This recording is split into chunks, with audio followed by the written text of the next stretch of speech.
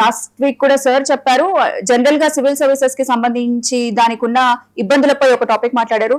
So sir, ఈ విషయంలో బాలాలత గారు రియాక్ట్ అయ్యారు అని ఇంతకు ముందే తెలిసింది. సో దీనికి సంబంధించి మీరేమంటారు?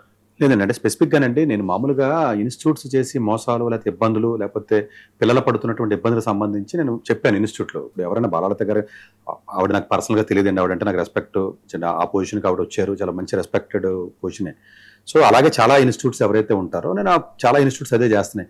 ఇలా డిగ్రీ ప్లస్ ఐఏఎస్ అని ఏదైతే కోచింగ్ చెప్పి పిల్లల్ని మోసం చేస్తున్నారో, ఏ ఒక్క స్టూడెంట్ కూడా సరిగ్గా బీఏతో పాటు సివిల్ సర్వీస్ అని చదివి ఎవడో సెలెక్ట్ అవ్వట్లేదు.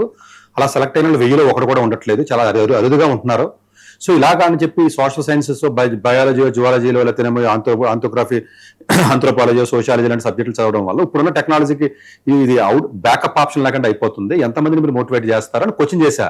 నిజంగా రియాక్ట్ అవ్వాలనుకుంటే క్వశ్చన్కి ఆన్సర్ చెప్పాలి. నేను లాస్ట్ ఇయర్ ఇలా సివిల్ సర్వీస్ కోచింగ్ ఎంతమందికి ఇచ్చాను, డిగ్రీతో పాటు లేకపోతే 10th క్లాస్లో ఎంతమంది మోటివేట్ చేశాను, నాకు ఎంతమంది బీఏతో పాటు కోచింగ్ ఇచ్చాను, ఈ కోచింగ్ ఇవ్వడం వల్ల 100 మందికి ఒకటి సెలెక్ట్ అయ్యాడు, మిగతా 99 మంది సెలెక్ట్ అవ్వలేదు అని చెప్పండి.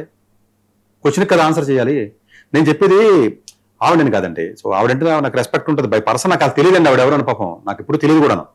మిగతా ఏ ఇన్స్టిట్యూట్స్ లా ఎక్సలెన్స్ తీసుకుంటారా, లేకపోతే వాజీరామ్ తీసుకుంటారా, లేకపోతే విజయవాడలో ఉన్నటువంటి ఏవైతే ఇన్స్టిట్యూట్స్ ఏవైతే ఉంటాయో, ఇన్స్టిట్యూట్ పేరులో సరిగ్గా గుర్తు రావట్లేదు, చెప్పట్లేదు. ఇట్స్ నాట్ దట్ ఒక నారాయణ సివిల్ సర్వీస్ అంటారా, లేకపోతే చైతన్య సివిల్ సర్వీస్ అంటారా, లేకపోతే మీరు విజయవాడలో ఉన్నటువంటి అదర్ ఇన్స్టిట్యూట్స్ కానీ వైజాగ్లో ఉన్నటువంటి ఇన్స్టిట్యూట్స్ ఏవైతే డిగ్రీతో పాటు ఇస్తున్నామని చెప్తున్నారో అందరినీ క్వశ్చన్ చేస్తున్నా.